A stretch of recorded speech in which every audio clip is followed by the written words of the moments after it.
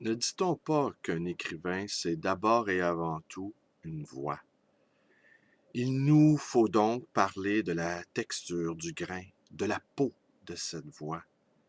Elle est un peu traînante, chantante, avec des inflexions tombantes. On parle également aussi d'un filet de voix.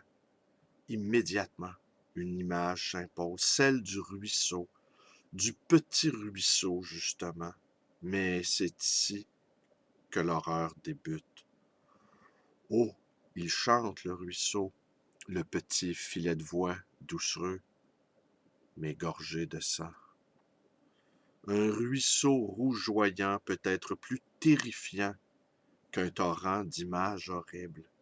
C'est que notre homme, Jean-Paul Coupal, nous balance des vérités qui ne font pas que nous déranger, ce qui, au fond, pourrait être assez divertissant, comme disait l'autre, mais des vérités qui nous glacent par leur soudain dévoilement, comme quelque chose que l'on appréhendait en secret, en tremblant, mais qui finalement se serait révélé encore plus effroyable, ces vérités, que notre imagination pusillanime l'avait d'abord envisagé. Et puis, il me faudrait vous parler de son sourire plein d'aménité, surgissant au beau milieu d'une phrase monstrueuse. Rien ici du rictus mécanique du sadique ou du rire hystérique du tueur à la scie mécanique. Un sourire de bonté, ouais. Un sourire de bonté au milieu du champ de bataille, comme le brancardier qui, au milieu des tranchées, nous rassure en nous disant que ça va aller, même s'il constate que nos tripes se tortillent mollement dans la boue.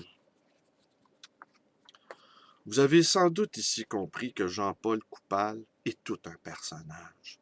Dans cet univers sérialisé où chacun se conforme ou tente vainement de se conformer à des stéréotypes banalement établis, notre homme, mon homme, est vraiment le grain, encore le grain, non pas de la voix cette fois-ci, mais le grain dans l'engrenage.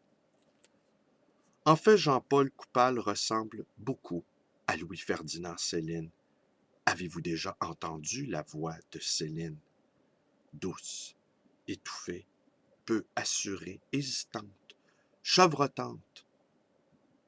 Tout un contraste avec ses textes pleins de feu, de colère, une pétarade de points d'exclamation ou de suspension, comme une scarification de la phrase. Point de suspension. Je vous invite donc à le lire et à aller visiter son blog, la Bibliothèque hantée, et à aller voir également ses trois autres blogs que l'on peut retrouver sur celui de la Bibliothèque hantée. Dans celui d'hier, celui du 16 décembre, Rocco et ses frères, il nous parle justement de Rocco Magnotta, figure emblématique de notre temps, de Rémy Couture et de la culture gore et de la tuerie du Connecticut. En fait, tout cela se tient. En attendant que vous le fassiez, si j'insiste, ne perdez pas de vue toute la douceur qu'il y a derrière ces propos, cette profonde humanité qu'il y a à vouloir débusquer les zones d'ombre de notre psyché, encombrée qu'elle est de pensées magiques, régressives, gna qui espérant, qui espérons, espère-t-on, nous protégeront et nous permettront de cheminer, l'âme à peine troublée, au milieu des cadavres d'enfants abattus à quelques jours de Noël. Une petite anecdote ici que m'a raconté Jean-Paul. Je vais essayer de l'imiter.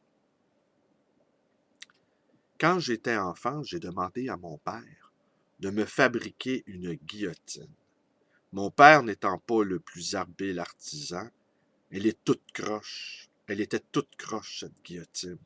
La lame n'était pas en biseau, car pour bien trancher la tête, elle doit être en biseau. Mais c'est quand même gentil de la part de ton père de t'avoir fabriqué une guillotine. Absolument pas. J'avais fait une crise pour l'obtenir. Tous les petits garçons de mon âge s'intéressaient à la Deuxième Guerre mondiale. Pas moi, je trouvais cela banal. J'avais une fascination pour la Révolution française. Très romantique, la belle robe de Marie-Antoinette souillée de sang, les châteaux, les nobles décapités, Versailles, tout cela se faste, se grandiloquent, se froufrou sanguignolant. C'est autre chose que la Deuxième Guerre mondiale, non? En effet. C'était pas évident de trouver des jouets représentant cette merveilleuse époque. Alors j'ai piqué une crise. Je voulais ma guillotine pour Noël. Essayez de trouver, cela vous, une guillotine pour enfants.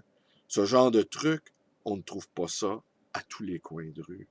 Les reproductions d'avions miniaturisés, des tanks, des Panzers, des B-52, des mitraillettes, des pistolets automatiques, tout cela, c'est facile à trouver. Ouais, vu comme ça.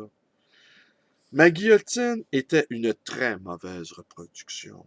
Elle n'avait pas pu fonctionner. Elle n'aurait pas pu fonctionner. Mais il manquait l'essentiel, le guillotiner. Alors j'ai demandé à ma grand-mère de me tricoter une catine en laine, avec la tête détachée naturellement, laquelle tête reposait dans un panier en plastique. Jean-Paul Coupal étant un incurable révolutionnaire romantique, il a conservé ce merveilleux souvenir d'enfance.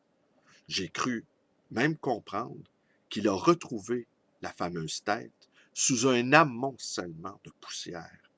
Et c'est à ma demande, parfois il m'arrive d'avoir de ces exigences, vous savez, que d'ici quelques jours, afin de vous égayer, de vous mettre dans l'esprit des fêtes, ce fameux temps de réjouissance familiale, de vous offrir ce moment de nostalgie, cette époque lointaine où des papas gossaient des guillotines à leurs fils tyranniques, offraient des engins de mort artisanales à leur enfant roi.